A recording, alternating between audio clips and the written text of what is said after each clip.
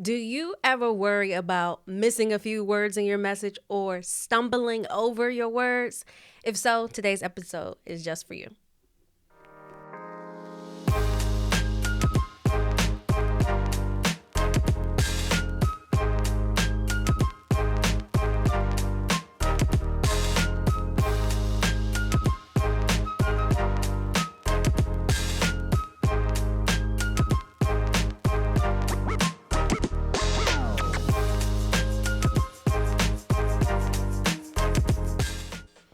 Hey, family, I'm Lenita hosting, and you're joining me for part three of a series called Own the Room. If I have not yet met you, I travel the country as a professional speaker, and I own a training and development consultancy where we work with organizations to help their leaders become better communicators. And tonight's topic is important because so many people fear being perfect. That's crazy. They fear the inability to be perfect. They fear, will I remember everything that I wrote down? Will I remember what's on my note card cues? Will I say everything right? Will I articulate a word incorrectly? And what I want to highlight today is owning the room means showing up authentically. And authentically, we make mistakes. There are imperfections in how we communicate. Now, how we clean them up or how we acknowledge them, make light of them, I think it's a skill that we learn to develop. But authenticity is what people want. When we have something so polished, it can appeal to be robotic. There are many moments I can think of where I stumbled over a word, pronounced it incorrectly, and caught myself, or had a moment where I couldn't think of my next sentence, just like what just happened 20 seconds ago. And that is okay. Those kinds of nuances happen when you're communicating anyway. So, one tip that I wanted to leave you with this week is when you are preparing for a presentation, a a PowerPoint, a keynote, a workshop, and you have your material in writing form, try writing it in outline form. You know, an outline has a sentence highlighting each main point, but there's not a lot of depth of details in the outline about what you're going to go into detail about.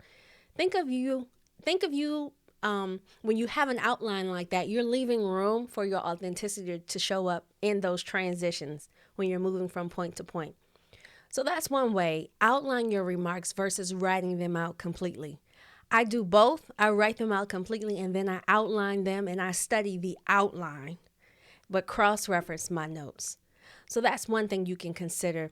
I heard a very renowned leader tell my team this, which was they don't take their notes on stage with them because it forces them to be authentic and to show up with whatever was downloaded into your mind and your heart. You're showing up with that, and then you're leaving room for other things to come in and complement your message.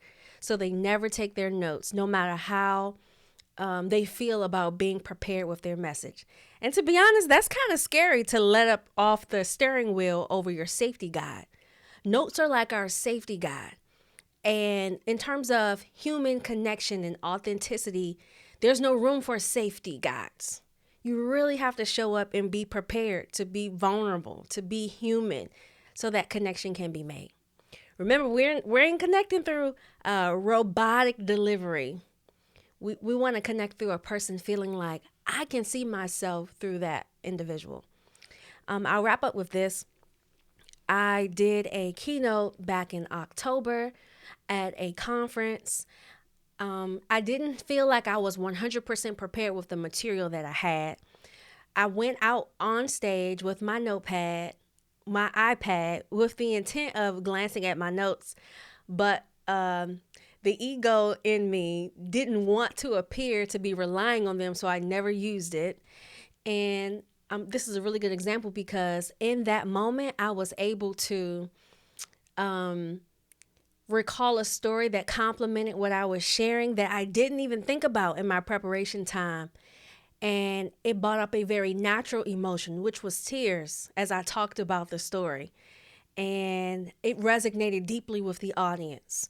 I was talking about how, growing up, I had strong feelings about my mom being so busy. I wanted her to be more present, but she's always been my ally. And I thought of an instance in high school where I wanted to have a half day so that I could take a journalism. It was like an internship at Channel 76, which was a big deal for a 16-year-old, but it required that I have a half day my senior year, which meant that I would only have English and one other class. So just think about your college placement exams. I wouldn't have much academic preparation for that transition period. And my mom was totally against it. And then I remember waking up a few days later on my way to school, and I noticed that she signed the paper. That story came up while I was on stage walking through my remarks. It came up in my mind, and I shared it with the audience. And I didn't expect for it to get choked up, and I did.